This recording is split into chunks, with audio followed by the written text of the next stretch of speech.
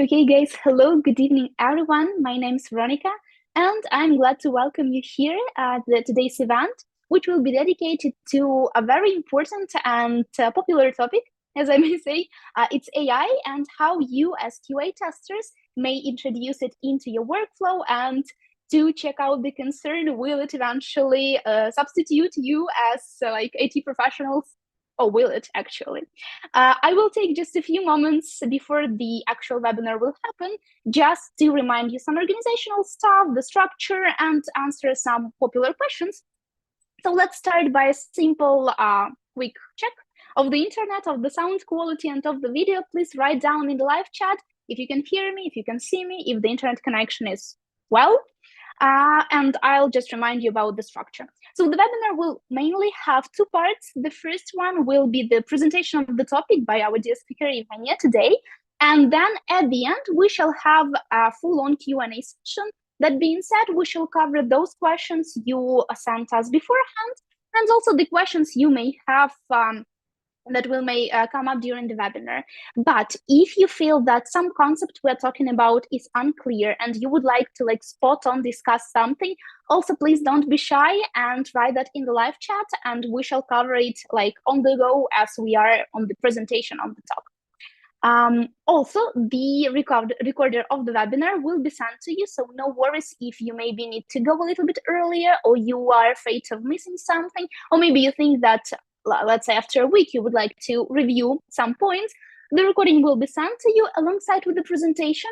So in case you would like to come back and refresh your knowledge, that will be easy. It will be in your email. And also, if among the questions you will need some extra materials and Yevgenia will think that maybe an article or a website will be helpful, we'll also send those in the email, so you may check it in your free time. All good. Okay, the connection of the video and the sound is great. Then I think we can start. Yevgenia, please, can you present yourself and also start the topic of today's webinar? Yes, sure. Today we have really interesting topic, but I will start with maybe together with sharing presentation, and we will go over it. Today we are going to talk about AI, and we'll try to help you to make first steps.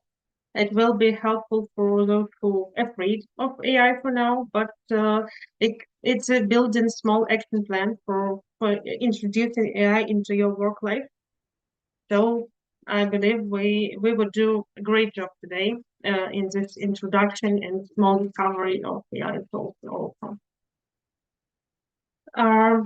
About me a bit, why I am talking about this topic, why I'm presenting it to you. I'm working in quality assurance for almost 9 years for now, and to be honest, I feel a bit jealous for QA who are working now, who are starting their career now, because they have all this handful AI tools already. The things wasn't that good 9 years ago, but it is great to educate, to learn together with your colleagues and become stronger, get new knowledge, and share them, of course, with you guys. Also, I have a degree in computer science, which also helps me to be more interested and more involved in this topic in machine learning and artificial intelligence as well. And also I teach QA course in Detroit Academy. So we'll try to share some knowledge with you also. And what we are going to talk today, we will have some small introduction on AI, not to stop a lot on terminology. We will focus mostly on the potential of artificial intelligence in our QA role, and we'll try to build some action plan, as I said, on how can we include it in our everyday life on our work. And also, maybe one of the most important parts, we will explore some applications, some tools which can be helpful, and discuss some use cases which can be related to them. So some small introduction into tools that are planned for today also. We will see some extensions, some exact tools, chats, which can help you as well. I would share some good and bad practices, what can be helpful and what we need to avoid. Of course, any tool is not a panacea. We cannot rely fully on it, and we will discuss limitations which are related to artificial intelligence as well. So let's move forward. It is the topic when we are not spend a lot of time. Data science, it is the area where we work on collection and analyzing data, which might be helpful for building artificial intelligence systems, for machine learning also. Machine learning, it is a part of artificial intelligence. It is the algorithm which helps the machine to learn and educate without any additional programming, not any, but decreasing amount of programming needed. And what we are going to talk mostly, it is an artificial intelligence and artificial intelligence system, which can learn and after that act autonomously and help us, of course. So we invest and educate systems, and after that we can gain benefit from it. And let's move forward. I want here to ask you guys if you are using already some AI tools, and maybe if not, it would be great if you could share why you are not starting doing that. It would be really interesting to hear.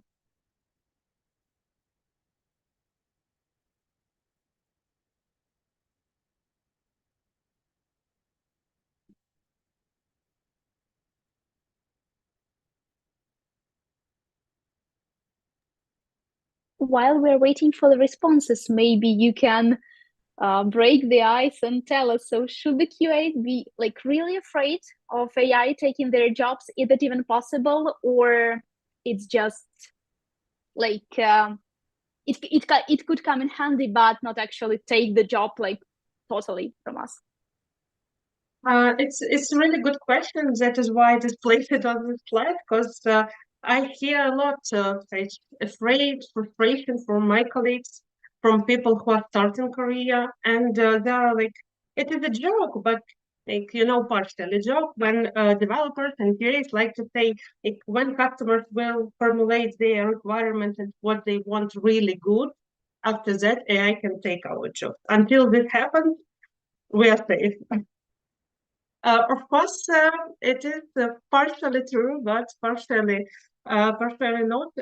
What is the main point? Like, you totally should not be afraid of AI, but you should analyze it. It is kind of I really like to recommend look at AI. It's like kind of your potential future colleague or maybe existing colleague, and like analyze it like anyone you would analyze on market when you are recruiting someone in your team, when you are looking for another colleague or something like that. You should review which skills it has and compare it to what you have, and you would see pros and cons both of you have, and analyze if there are risks that you cannot do something which AI already can do, and are there enough process you have in your portfolio to comparison to AI.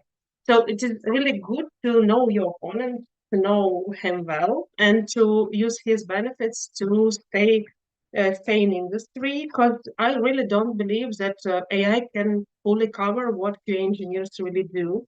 Of course, if we are talking like what I believe most QAs will hate to hear, but sometimes some people think that testing, quality assurance is something related to monkey clicking, just clicking buttons and making sure that button is green and not blue and something like that.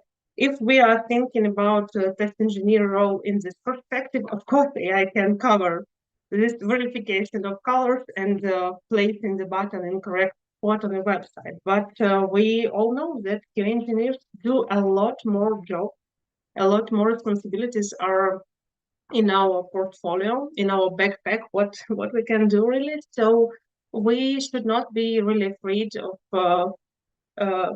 losing our job to AI, but we need to think how to work with it, how to collaborate. I would say word collaborate would be maybe the best here. And we should understand what we can improve. Like some, of course, some part of job will be maybe not some part of job, some tasks, some exact tasks will be fully taken by AI, and it's good. We have time for growing, for learning, for making some more interesting things, because the routine is really huge. Routine work, repetitive work is huge in QA. And maybe we have some thoughts shared by our audience. Not yet, but maybe you're afraid of sharing as well. It's not a big deal.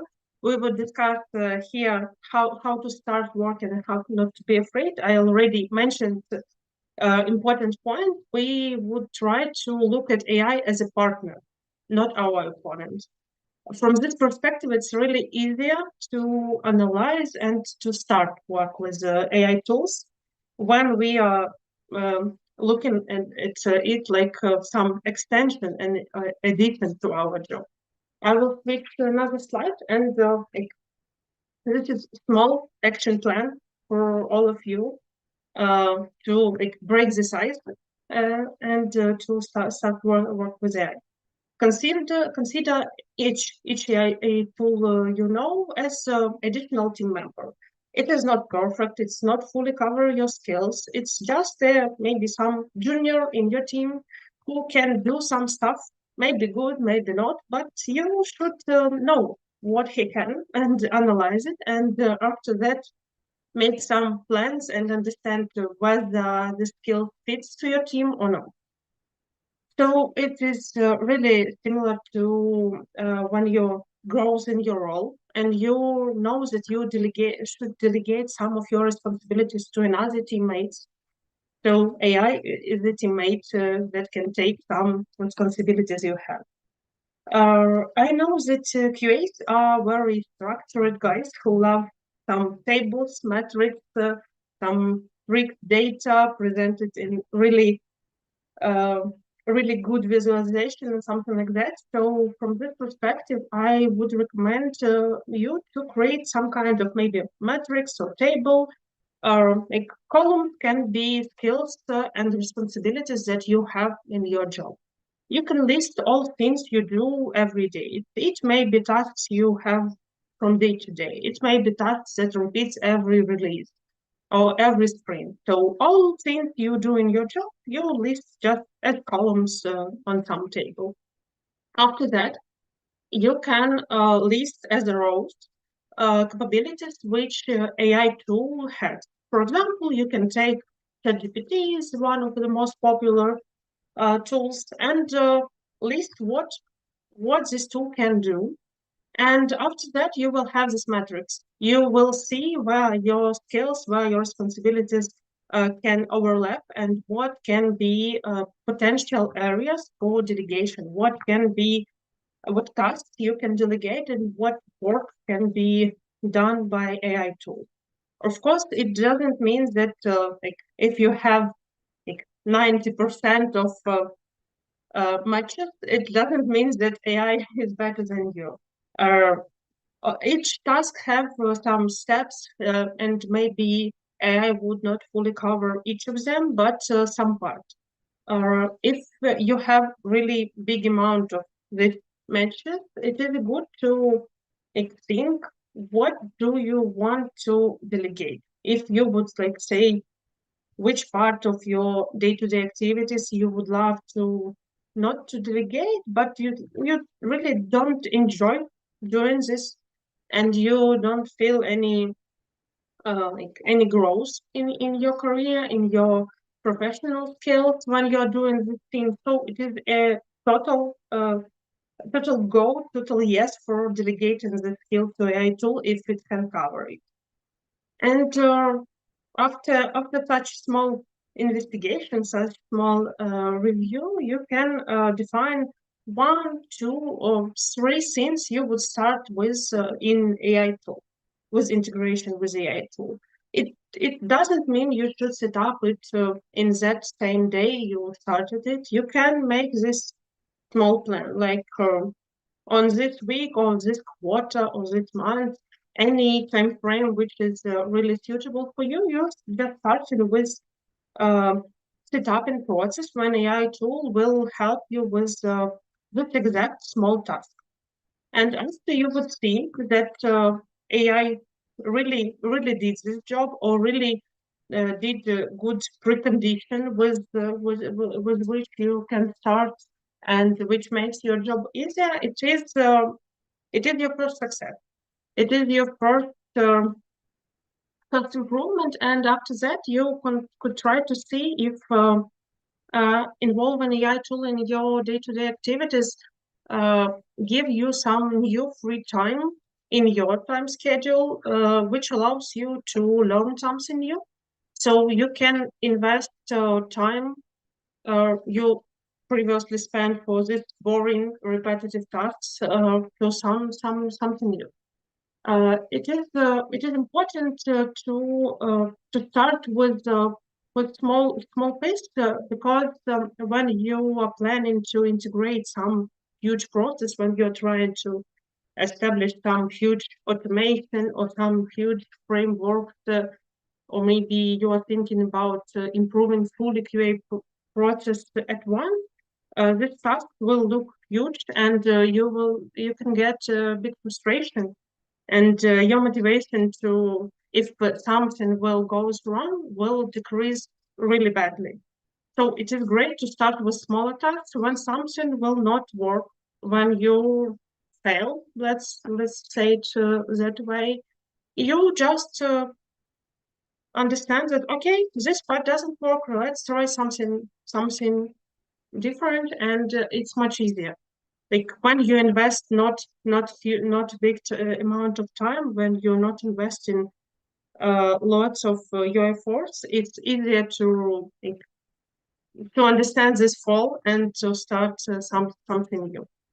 Also, what I would really recommend here to like to review plans of your company also. Because when we have this background fear that lots of companies decrease their headcount and maybe decrease it due to AI, we need to also review company plans. Lots of companies share their plans for quarter, for next year, and now I know that lots of companies in industry share plan to integrate AI in their process. So you can be here one step forward and come to your management, come to your customer with the real proposition about what can be delegated, how they can establish this process. Because sometimes it happens when management or customers, they heard about amazing AI, magic AI, which can do everything, but do not really understand which part of job really can be covered by AI tools.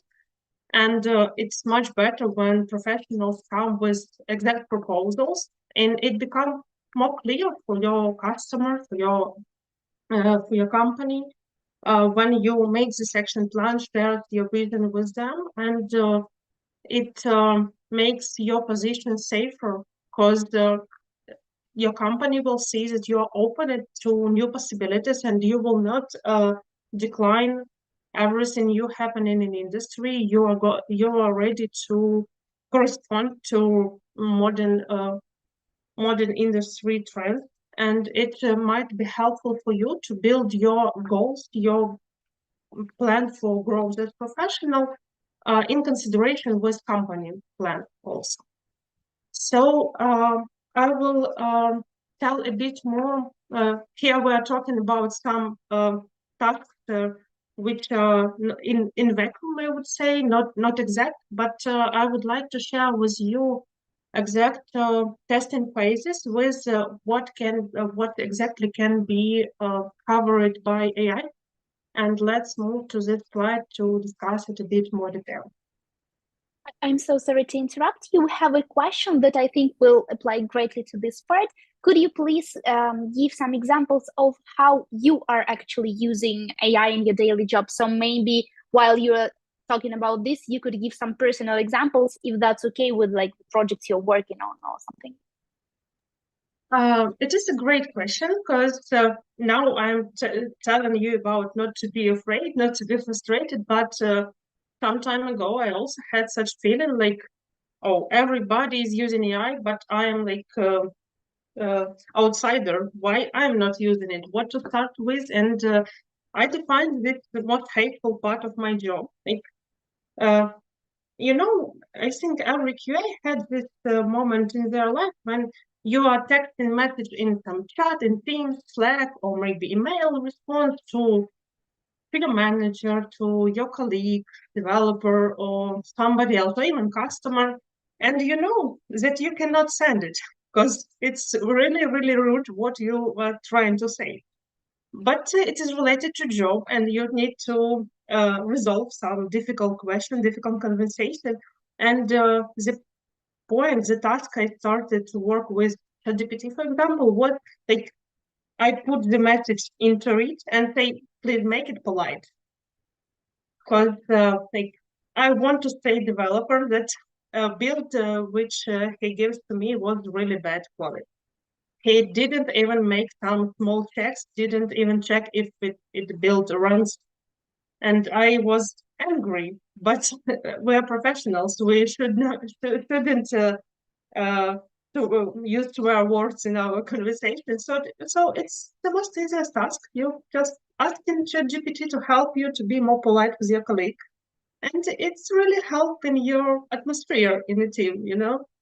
It's really simple. It's not only about being more polite in messaging, it's also about being more confident because for lots of people, for example, for me, English is not a native language, and it is good to use different tools which can improve your spelling. If you're working with US customers, you can try to use the AI tools and try to make your texts more US speaker, more closer to US speakers if you work with UK, and you can use the special words. And when you are using this tool, you also improve your language, your vocabulary. It is the easiest part. It is not related to QA job as well. Is a main point, but it is a good thing to start with. I would tell more cases where I use AI tools directly in QA job, not only in my like making me better person for my colleagues. But we would talk about it. I believe we would cover. If not, we will return to this question, I believe, a bit later. Yeah, I just wanted to add that on the same webinar for the project managers, there was a question to the speaker like which part of your like job of your responsibilities would you like to like totally delegate to AI? And she said like emails. For sure, emails and texting. That is the point I would like to get to AI and for it to write all the responses politely and like professionally because it's the hardest part. So I think that will apply not only for QA testers, not only for PMs, but just like in every kind of emailing, there will be a moment that you can just cannot formulate the email politely, and you need somebody to do that for you. So yeah, that's 100% accurate example, I think. Yeah, it's called partner in crime for you to to save your emotions. Like it's not a replace for psychologists, but kind of that you throw the bad feelings into ChatGPT or Copilot or Gemini, and only they know it. Like what was in Vegas remains there. Yeah, for sure.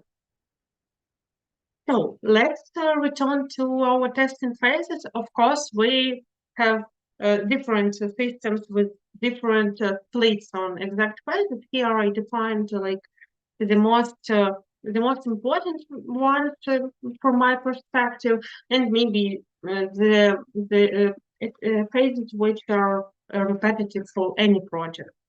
I believe for any. sometimes we work in rush and miss something, but it is like good basis. First of all, if we are talking about requirement analysis phase, it is one of the most important steps, as I believe, because like we build everything. It is our background on which we would rely during all our projects. So depends on how good we're working with our requirement analysis, with our planning of testing. It will affect us every day in our project, even after release. So in this phase, uh, I really love to remind not to QAs. QAs, they know it for sure, but to project managers, to product owners, to customers, that it's really important to include QAs in this phase.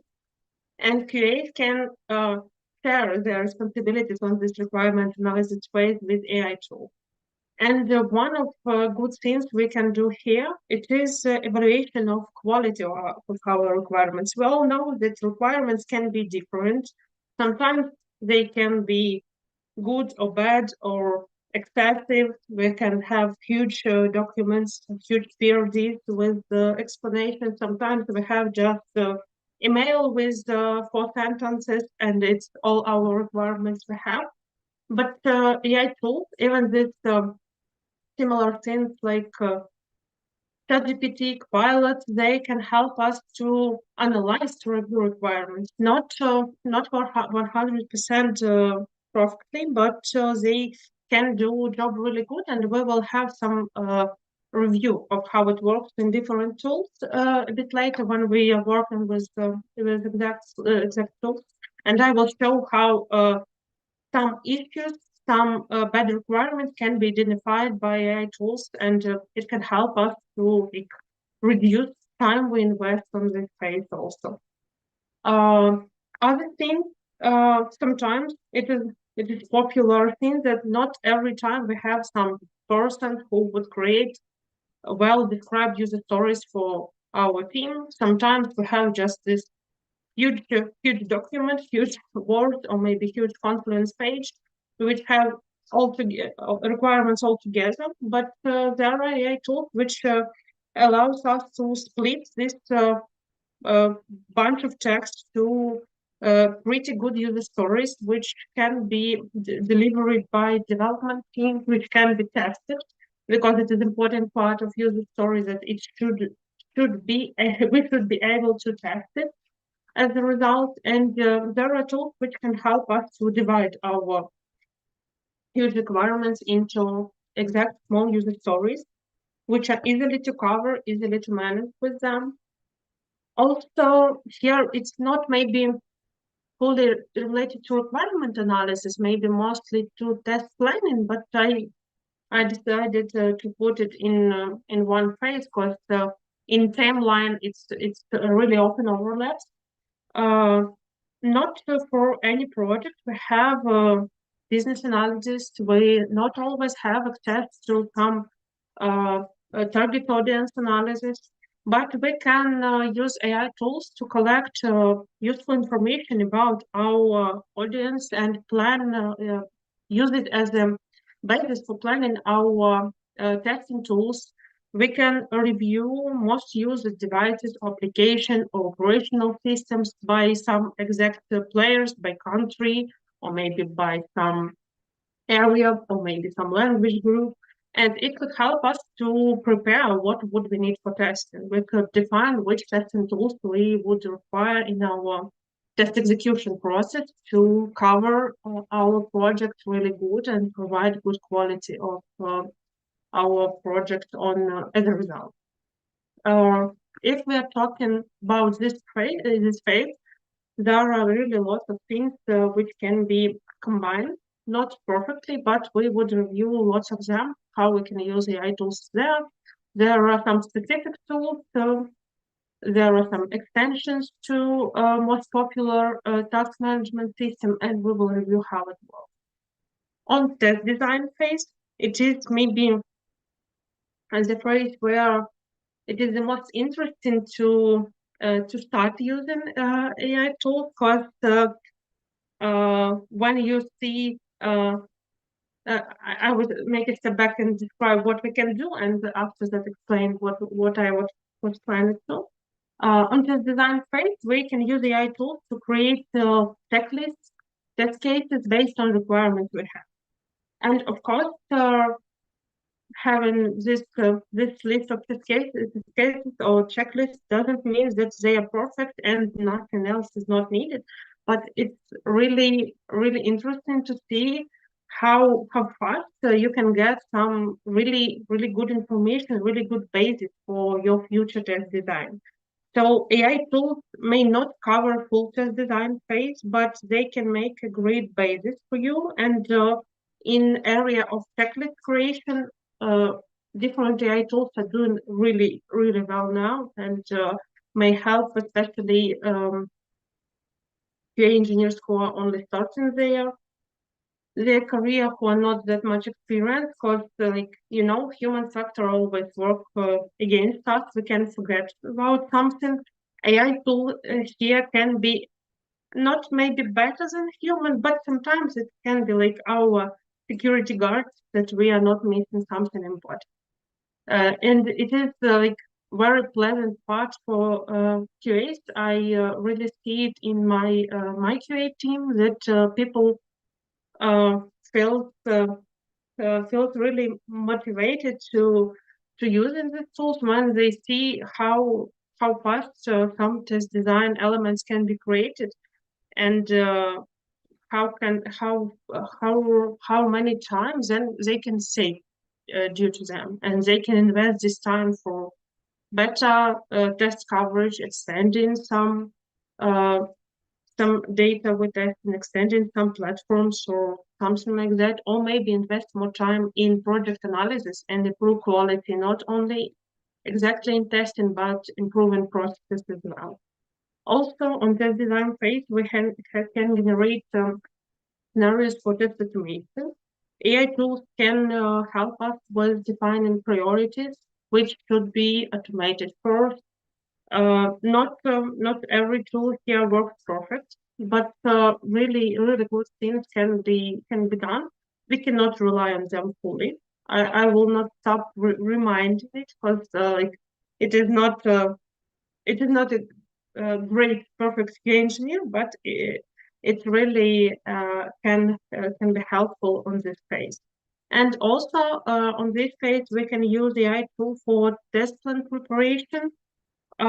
It it cannot create maybe perfect test plan, which will not require not any editing, nothing to modify, but it can create AI tool can create good basis for your test plan, and it is much easier to rework, to edit, to improve it, to add something or remove when you have this good basis, because test plans sometimes can be painful because you don't know what to start with. You are spending really a lot of time of making this first step on describing project, or maybe in some formulations is formal documentation, because not every test plan is really helpful for creating. Sometimes it is needed just for sharing with management, with the customer, to make a process more transparent and more visible for them.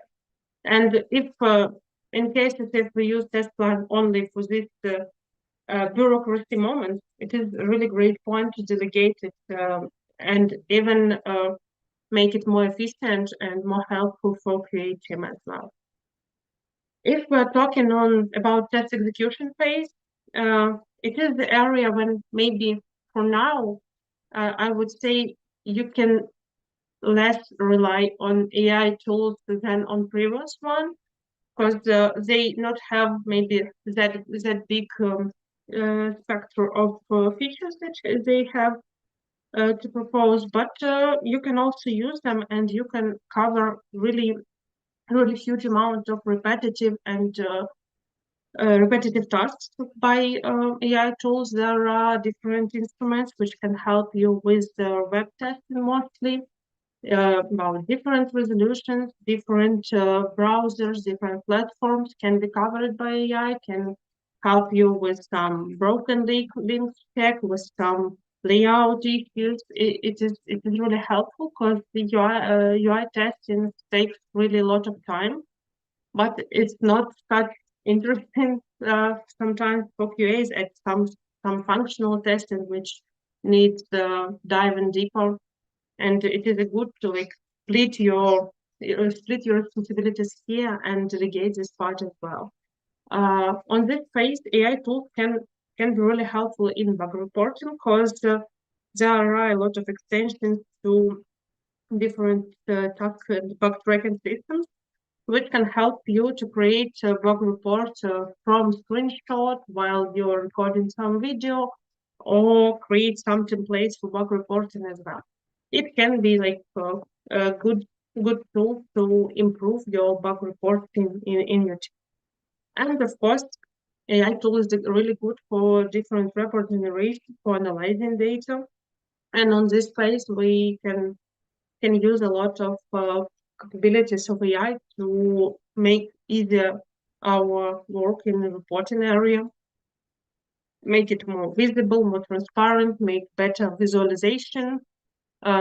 It takes really a lot of time for engineers to prepare it, but AI can help you with exact metrics, exact reports, and it is really good to establish such teams on your project as well.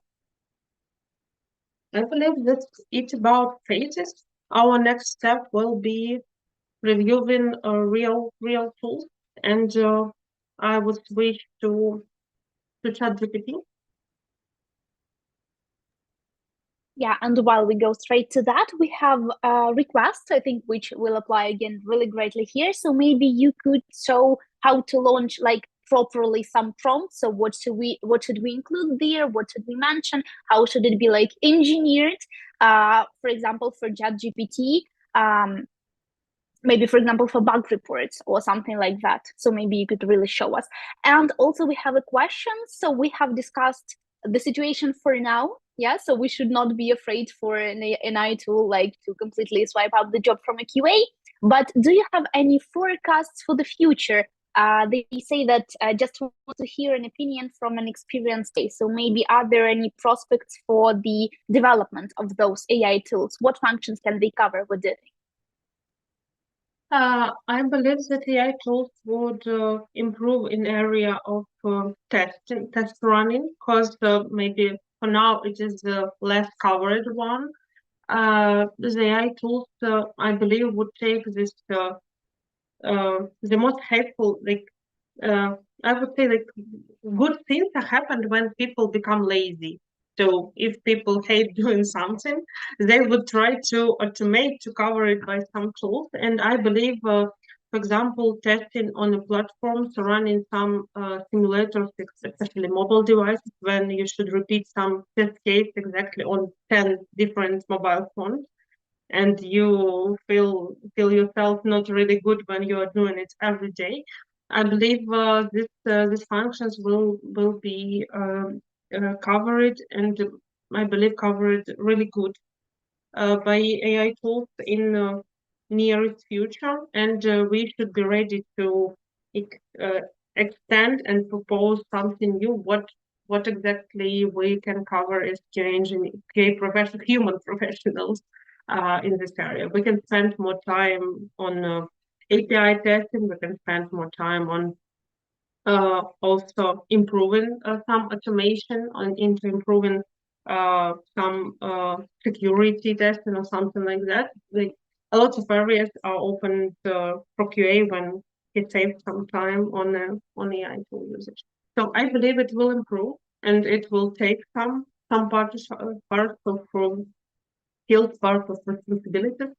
But still, maybe I am too optimistic, and you will find me looking another job in another area in a couple of years. But I still believe that we will continue this partnership collaboration with AI. And about the request about exact prompts, we will. I plan to show some exact examples of working with requirements, with test plan creation, and if we will not cover something, I would ask you to um, specify what exactly you would like to see, and we will cover it as well. And ChatGPT is the tool we would start with. But I would start from maybe not a good example of ChatGPT work. A couple of months ago, we have with my team some team build online team building plan. It should be a kind of quiz when people are split to a couple of teams, and we are planned to answer some questions and win or not some prize. I have 14 people, and I need to split them into 5 teams. I decided that it would be great to have 2 teams with 5 people and one with 4, and I given ChatGPT the list of my teammates and asked it this exact request. Please split them to 3 teams with 5, 5, and 4 people um, in it. And after running this request, I got a response with 1 team with 6 people, 1 team with 4, and another also with 4, if I'm not mistaken. Oh no, it was 5, 4, and 4. So it wasn't even 14 in total. And when I tried to check, I understood that one of my good developers, really good developers, was lost by ChatGPT, and I told it what's happening, why you are losing this good guy. He helped me, and he added this person to the first team, which already has 6 people in it, or 5. That doesn't matter. So my team distributions was totally unproportional. I got 6, 4, and 4 as a result, if I am not mistaken.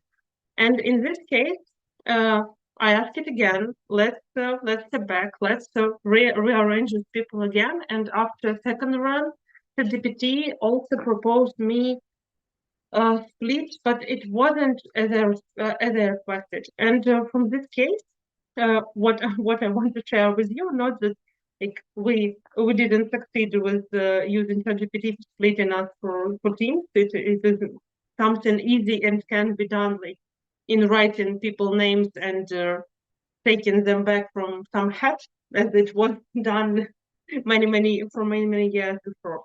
But this case shows that you cannot fully rely on AI tools. And if you have 14 people, you can manually check it. But if there will be requests for hundreds or thousands of records, thousands of attendees for some quiz, you would not such easily define this error.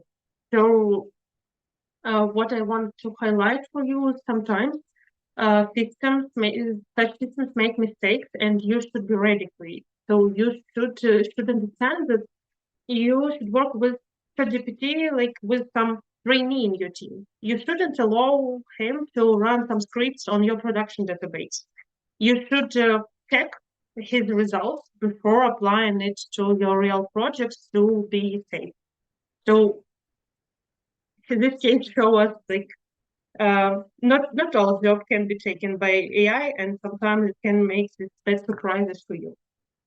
Let's start what I would like to share with you. ChatGPT or Copilot to Gemini, they have pretty similar capabilities, but we will focus on ChatGPT and Copilot today. We can use these tools as a good source of QA theory. We could check some information when we have started maybe starting our job. We can ask what test what test design techniques do you know? And ChatGPT can be used as a glossary, which accumulates lots of data for us, not scrolling this huge responses in our Google store or something like that. So you can accumulate all the data in one place. I would show similar requests, which I already asked it. So I asked it about testing types based on ISTQB, for example. It is no need for me to Google to jump into ISTQB glossary and check this data, I can ask ChatGPT page on ChatGPT page, which is open. It's really often on my web browser, and pin it maybe to be more easily accessible. It is the most easiest point you can start with. But what is the more interesting here? It is the work with requirements, as I said. I have prepared requirements. Here is small MVP, a description of some tools which should create reminders in users' calendars. Here is a small description on which field we need, which are required, which are optional, what types of the fields, because we can understand that the recurrence, for example, it should be some drop down with multiple options, and here is some explanation. Here we can see what was written here, and I would copy these requirements prepared by product owner and pass them into ChatGPT. I always try to be polite with ChatGPT as well, not always with my colleagues in my messages, but with ChatGPT I try to be polite because I'm afraid of machines to kill us all in some hundreds of years. So I'm using hi, sorry, how are you with him, and it helps me. It's kind of psychotherapy for me in communication with this tool. So we would ask ChatGPT to review our requirements if they are really good, if they have a good quality.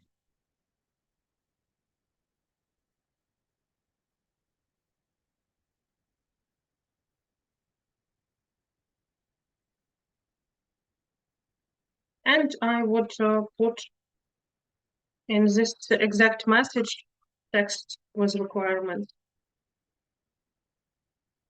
what I'm asking about.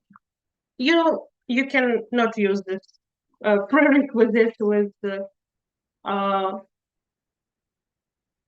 saying hello or something like that. It's just up to you. It is just maybe something you used to, and you are doing it repetitively without thinking. And here, what we can see, ChatGPT is trying to analyze what I forced it to it.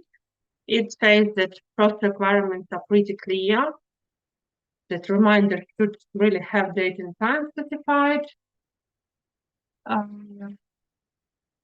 It also gives here some recommendation about is it asking us is it possible that end date can be the same as start date or no.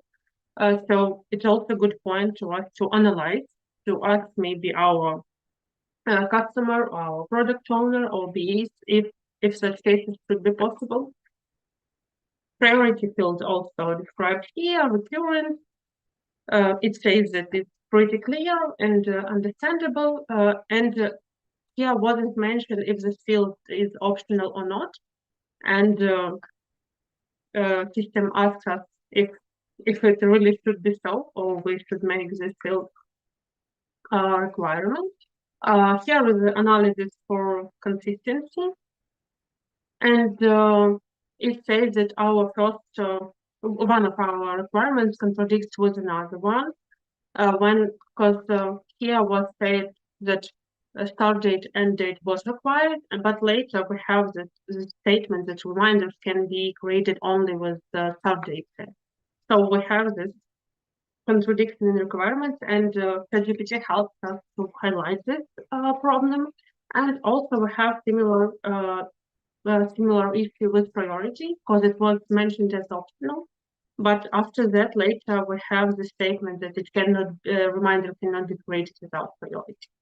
So these direct contradictions can be identified by ChatGPT. It also can give us recommendations how requirements can be improved. Also propose us to add validation rules, which is really good point. Not to forget about time zones or some restrictions or late reminders or something like that. So in this case, of course, you would say that it's pretty easy to understand that this requirement doesn't work with this role, for example.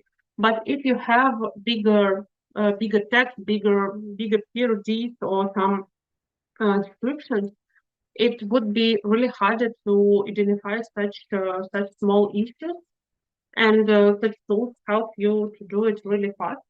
And of course, you need to review these results, but it is a good basis to start with and to proceed with improving your requirements creation. Because on these requirements, we would build in future our test cases, checklists, and of course, we need to make them having good quality. Sorry, take it.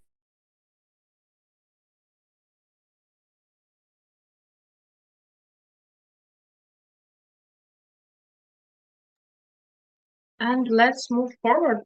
Also, as I tell you previously, we would focus on requirement analysis phase here.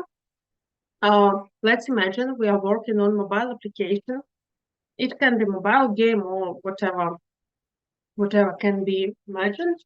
And we need to define what testing devices would we need in our testing process. It is really often asked questions by our PM, like what devices do you need? What should we request for you to provide good quality of testing? And we can ask ChatGPT about platforms, about devices which can be handled here. Oh, sorry for interruption. I would try to ask ChatGPT about the device.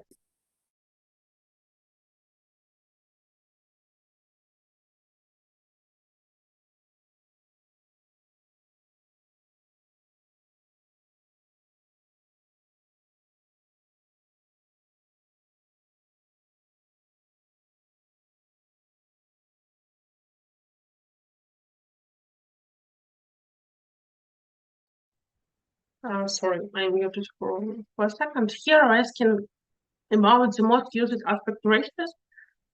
So what devices we should have in our maybe simulation tool, or what real devices we should have in order to cover the most used platforms, for example, in US region. If we know that our target audience will be US based people, we can ask it this way. And here we have this top five aspect ratios, and we when we are planning our um, um, bank of testing devices for our project, we could use this information for us. And for example, we can ask about, we know that modern devices are using this folding or flipping system. We can ask about what resolutions or what aspect ratios they have as well. What can be helpful here is also defining which versions of operational system we should support. We can get, for example, some distribution of OS version between people in different areas as well. Let's ask about it also.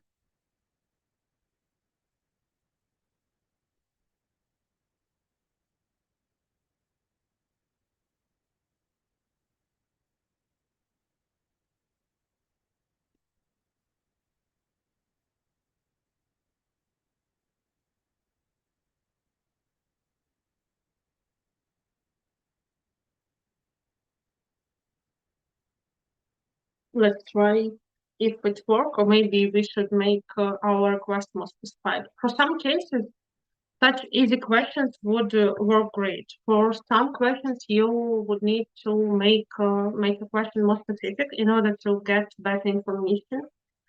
Here I can see that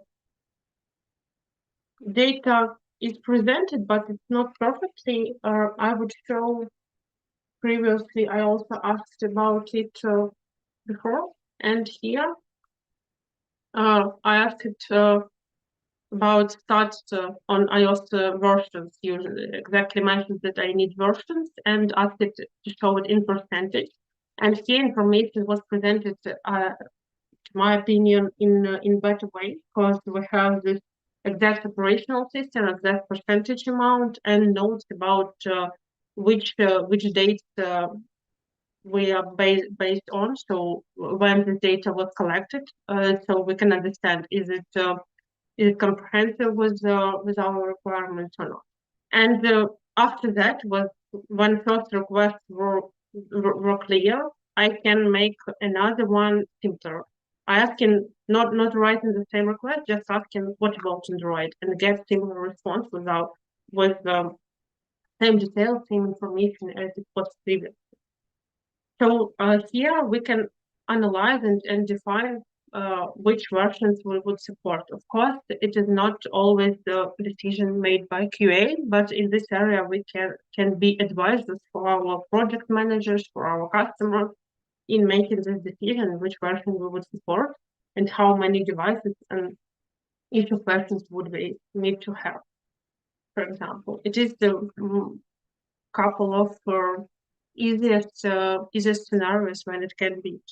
Of course, as I mentioned before, you can use ChatGPT to improve your spelling, improve your emailing skills, generating some email. And for example, which I like to use, I really hate meeting invitation without some agenda, without some script. So when I created some meetings, I always use, not always, but really often use ChatGPT to prepare this agenda and just insert it and share with my colleagues to make for them clear if they are interested in topic of the meeting and what I expected from them on the exact session. So you can ask her, for example, creating your agenda for some event.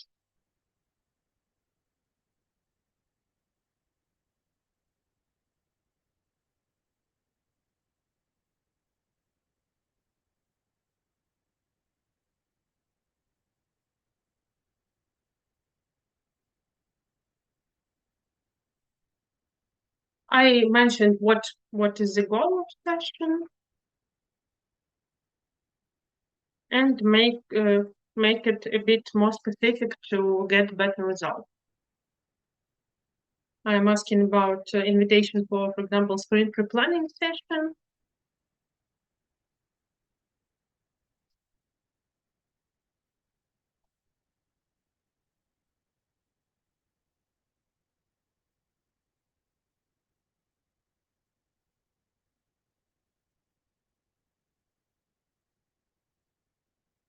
And I would mention that it is planned for 1.5 hours. And let's see what we would get. We get a subject for this invitation. We can skip word invitation, I believe. And here we can have the text for invitation, and ChatGPT helps us formulating and helping us, reminding that we need to mention date and time, what it will happen. Duration was already mentioned by us in initial message. It advises us to define location. Is it exact conference room or video conference link should be placed here? So it's a good reminder not to forget to really invite your colleagues, not to just book their calendar. And here is an agenda built by our input. So we have these points about reviewing backlog, planning for upcoming sprints, and this mentioned that we need to identify the tasks and raise a discussion. Of course, we shouldn't just copy paste everything, but we could do so.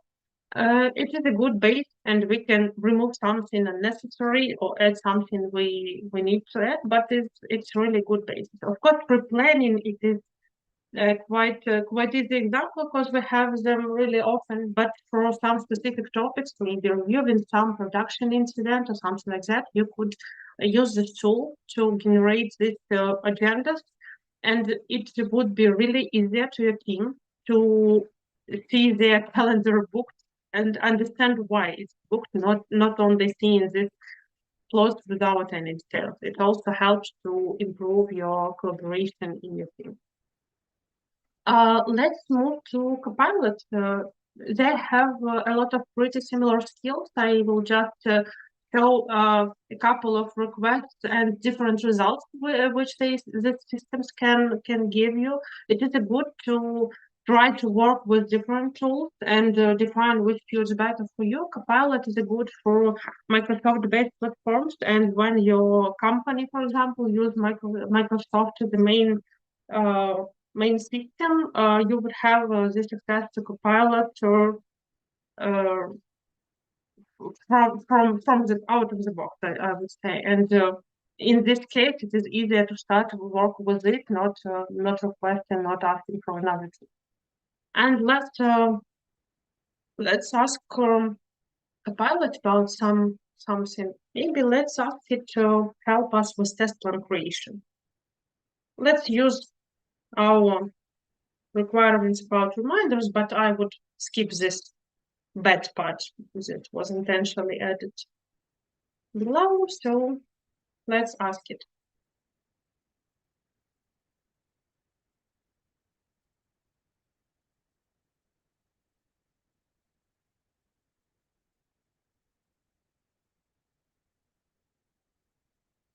So I'm asking, based on my requirements, what would I need to test and what test plan can be provided. Let's see if Copilot would manage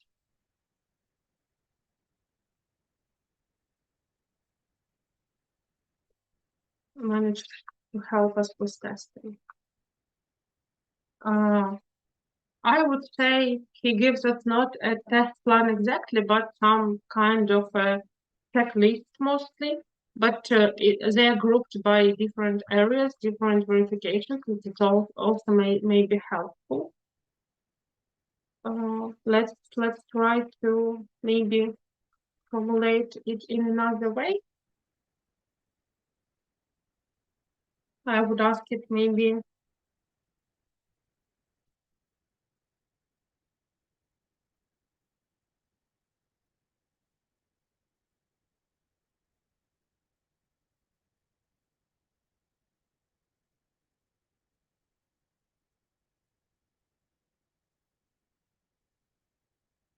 these requirements are not that much detailed, and let's compare what we would get in this case.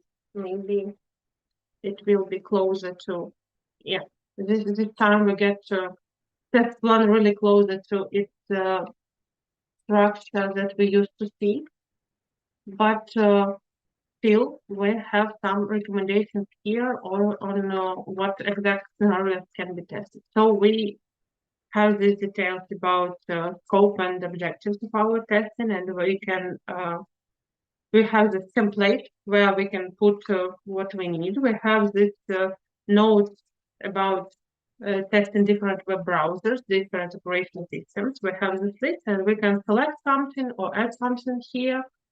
Should we include laptops and mobile devices? It's like a good reminder to define whether we need it or not. Or maybe we would add it in a section what not should be tested in our test plan. And Copilot mostly focuses on providing us exactly scenarios we should cover, but it's also a good thing to have in our test plan or have as the basis for our future test cases creation. Here we have positive and negative cases both. Let's see what he gives us in security testing recommendations. It wasn't mentioned in our requirements that we need some security verifications for authorized or not users, but it is good to ask ourselves if we would need it or no. We can easily remove it if it's not needed, but it's good that we have such recommendations here. Performance testing recommendations, what we can have in regression. So it is a not perfect test plan which can be just applied for a project, but it is a really good basis, and such tools can give us this option. And another thing, I would show you how differently these tools can work. I believe all of you know Jira. If somebody knows, please mention in chat. It is a task management system. I think one of the most popular ones, and I would show in on base of this system how differently systems can behave. Let's, for example, ask Copilot, and then we'll ask ChatGPT how we can get some kind of request to get in some information from the system. In Jira, we use GQA language for getting some information about creative issues. So I would ask about creating requests. Like, I want to know which unresolved defects are present on my project. So I'm asking about GQL. It is a Jira Query Language. It stands for Jira Query Language. And asking about all bugs.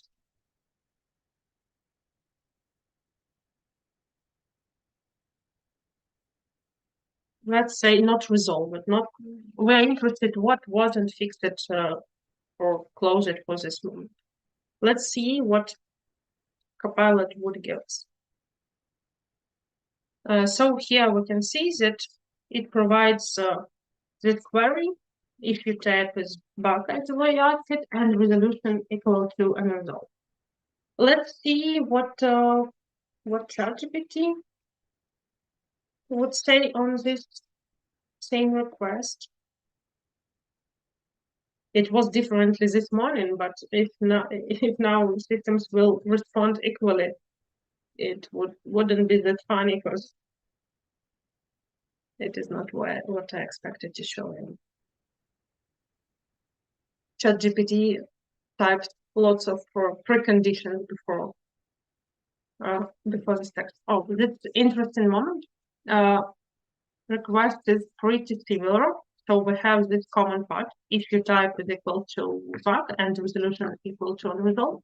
But ChatGPT here provide us this kind of recommendation to mention what exact projects we are referring to.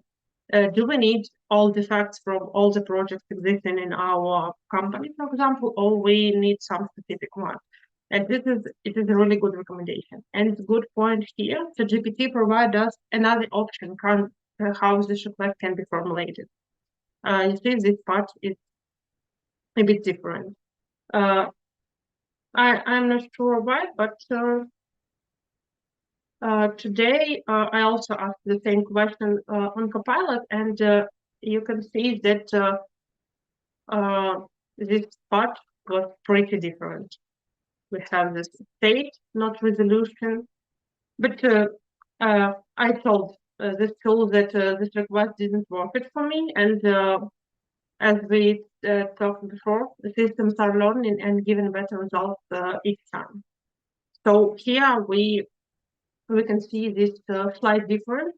And if something didn't work, you can give exact error you get in Jira to Copilot, to ChatGPT, and the system will help you to improve your query. It really helps with, I would say, 90% of requests I push into the tools.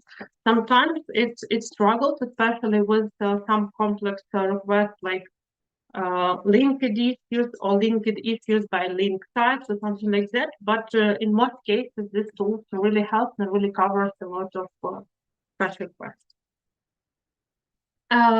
Also, I would love to show you some tool which helps with maybe let's step back. If we covered most questions related to ChatGPT and Copilot, because I would like to switch to some specific tool related to test design creation, or maybe you're having some questions about prompt creation here. Feel free to add anything you would like to ask, and we will return to this later. And let's see another tool. We will share all the links with you after presentation, after webinar. This is a nice tool which helps us to create, as you see, it is the case generator quality. It helps us to generate checklists and test cases based on our requirements. We will use the same one about my reminder creation system. And this system is not free, but it has better version with a bit limited functions, and I would say that even this beta version covers a lot of useful things you can do with it. So I would recommend to give it a chance and try it.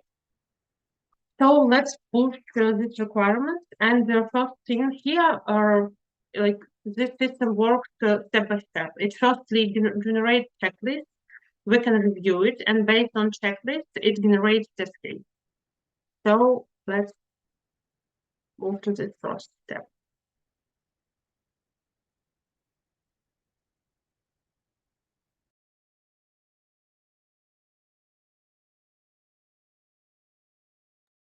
And here we go. It was pretty quick. And what is really good in this tool, not all checklists generated by it are perfect, but a good thing here that we can review, modify them just on the screen, and we can unselect something if we don't like this checklist item, for example. Let's, for example, remove some of them. When you are unchecking some of these items, there are really a lot of them. There is some negative verification, some positive checks as well. And for example, we would uncheck some of them. Multiple reminders. Let's remove it. So the list is reduced. You also can show the disabled ones. You can also add your ones. So you don't need to have this checklist and then additionally add something in your test management system. You can add it here. And good point that from this system you can export this data. And what was the reason of unchecking this checklist items? That based on this checklist, this can generate test cases. So if you don't need something, you just exclude it from this list, and test cases will be generated based on the remaining items only. For test cases, it needs a bit more time, but not a huge amount. So here we would have this test case name.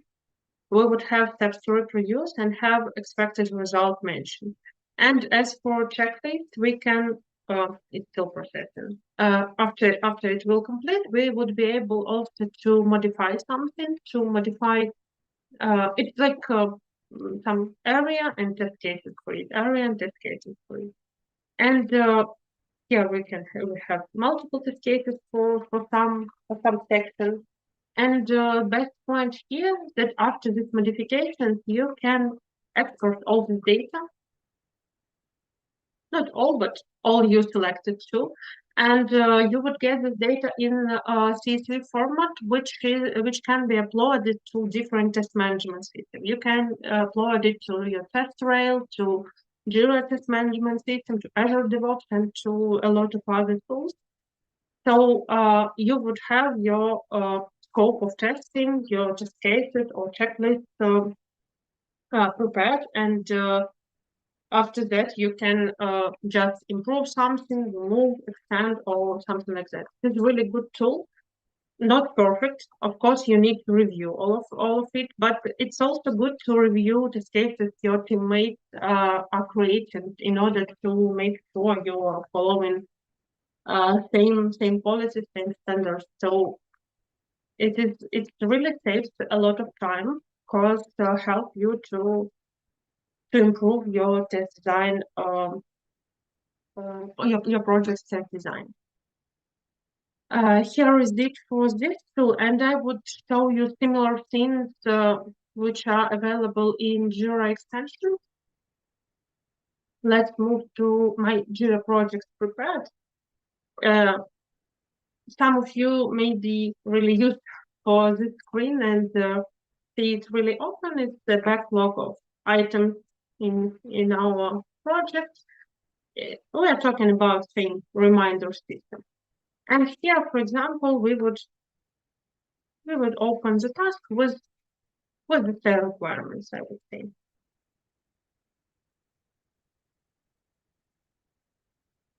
So we are pushing this description. Let's remove this part also. Let's remove monthly as well. Maybe system will help us. And what we can have here, there are a lot of different extensions for Jira. I would show you a couple of them. We have this AI Scrum Assistant. What it can do? Give it a couple of moments to load. It will work based on our summary and description. And here are options which it can do. With only summary, it can help you with story description creation. We would try this option with acceptance criteria. So we have some description, but we would like to see some exact acceptance criteria, which we will use for our acceptance testing. And let's see what this tool would give us. It is really good that we have this in one screen, so it's really comfy to use. You don't need even to switch between tabs. So you have this generated list of acceptance criteria. Of course, it's also not perfect, but and you see it still misses this monthly option. Do not recommend you to edit, but some of them are really good. You can copy it, you can edit whenever you need it. For example, in acceptance criteria field in your system, modify it, but it's also a good basis. Another thing that the system can do, it can create business-driven acceptance criteria or business-driven test cases, and also can generate test case scenarios. Let's see this one, and I would recommend all of you to try these different tools and compare results. Based on it, you would see what suits you better, what tools is more comfortable for you to use, and which is fits you most. And here we have this, like, it's not this case. In our classic understanding, it's closer to checklist, but we still have this list and can use it also. We can also refresh data if we need, but it's the best point here that it's tool integrated in your Jira. You can run it in one screen, and it can improve your tasks and improve your team's work. Not guarantee your 100% succeed, but it's really good stuff for improvement. There are lots of other things. I planned to share one more here in Jira, but other tools we will share some links which can be helpful to review. Another good thing I really like to use in Jira, it is the AI screenshotting size. What this tool can do. Now it will say me that I don't have any attachments, but let's add something. I would add some picture, and let's see. This tool can get context, get information from your picture, and accumulate it into a comment. It's maybe not that good visible on one picture, but it's really helpful when you have a lot of them. It may improve your team's experience, because it will generate just summary, put it into comments, and you will have this data accumulated in one place with no need to open this attachment. What we are having here. It's just a second, I will scroll. So it take here was a picture with some comics. So reading comics is not really perfect here, but it has this summary. We can remove something we have here not perfect. It's beeping and honking, but we can get this main context from here, and we can save this text to the comment. So the summary will be available, and people will not need to to download some images if they are big, and we will see comments in our Jira as well. I make it multiple times, but it's not a big issue. Also, it doesn't work perfectly when 100% is ideal, but it can be really helpful with some screenshots. Sometimes people give you some account data, some access data in screenshot, and you need to get this data, not retyping it manually, and it really helps to reduce some time for it. Maybe let's switch to. I wanted to talk a bit about some cons that we have in AI tools, and I will switch to our presentation. But you can ask something related to tools if you have.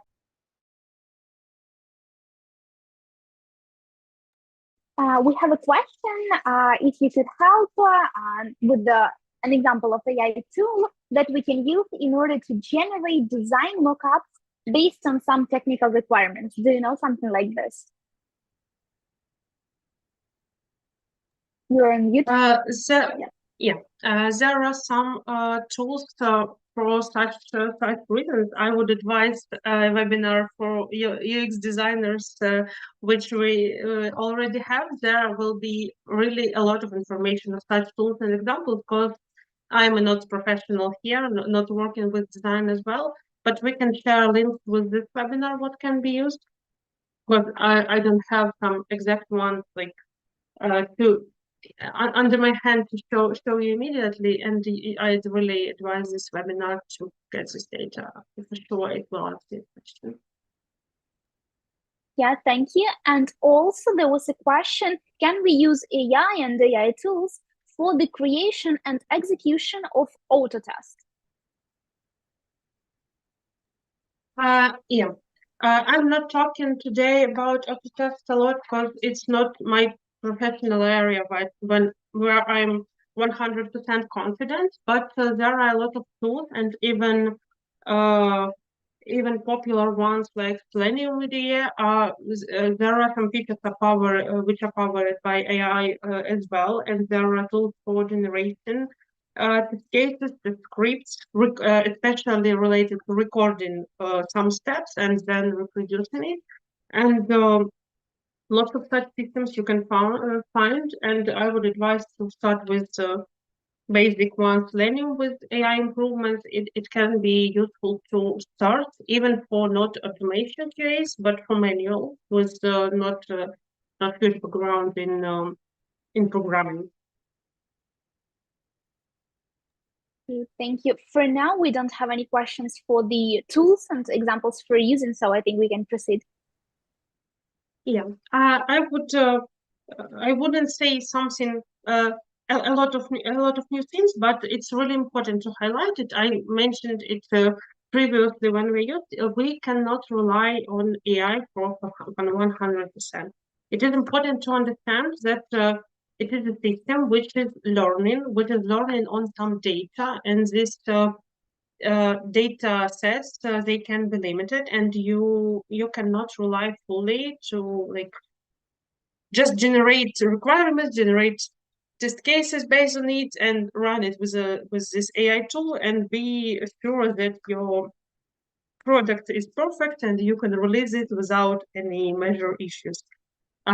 You need to review each data that AI system gives you, because in algorithms there are some differences, as you can see, even in different systems, with prioritization, with some data analysis approach. So you need to be really have this really good attention to what results that AI tools gives you, and use them, but not rely on them as base for you. It is really important to understand that we can compare, we can adjust our tasks based on it, but not fully fully delegate this part of job on AI tool. Another important thing I want to mention, it's like last but not least for sure, it is the legal limitation. When you're working for some company, you have some legal limitations, you have policies, DNAs, which says you which data cannot be shared with other companies, with some people outside the exact company. And it is important when you're starting to using AI in your professional area and with your exact real project, you need to understand what limitations are present. So you shouldn't upload code from your real system to AI tool, because even if this tool is verified by your by your team, your company security team, and was allowed to use. So it is really important not to publish some sensitive information, even on the screenshots, and not upload them to different AI tools. It is a good point to ask your security department in your company what is the law, what you can use, and when you're starting, you can start with some not using real data. If you are starting for a personal usage, you should not apply real data from your customers, from your company projects there, and be really accurate and attentive in this area, not to break some laws. It is also very important moment in AI tools usage.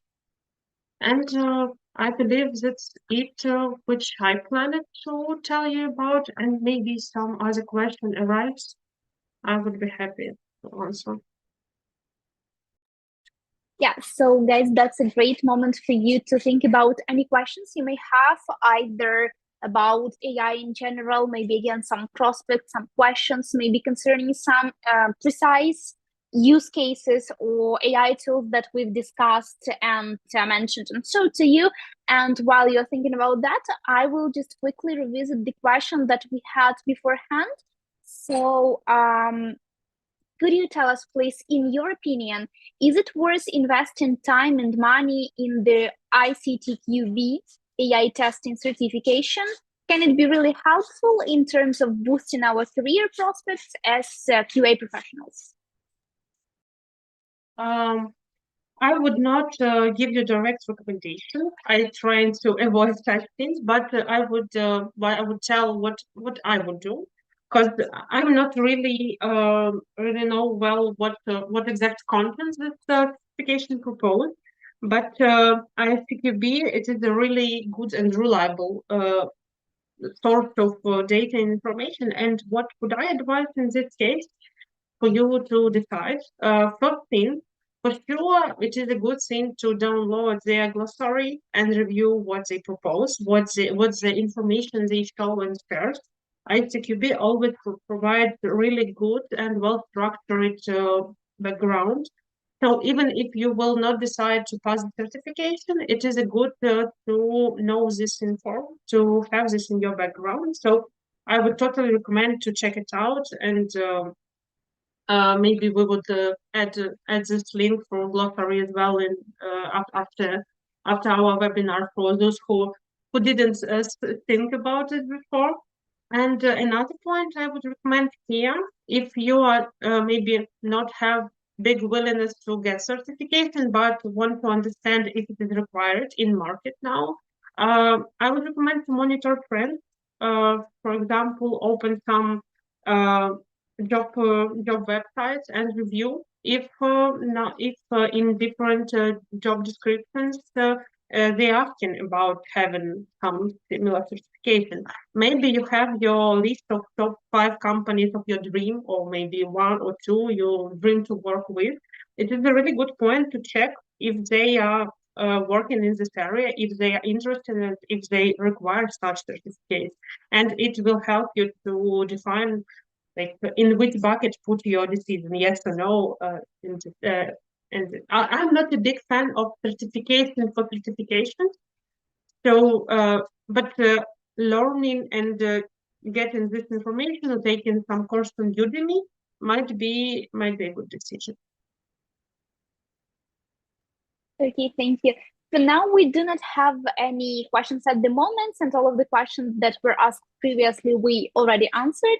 So I think that's the point where we can finish. And guys, thank you so much for your time and attention this evening. I'm really thankful for you that you could come and listen. And I hope that this event was really helpful, that it really helped to stress less about using AI tools in your work, even to try them actually for yourself to see if they really can help. And I believe they can, to boost your efficiency, to boost your workflow.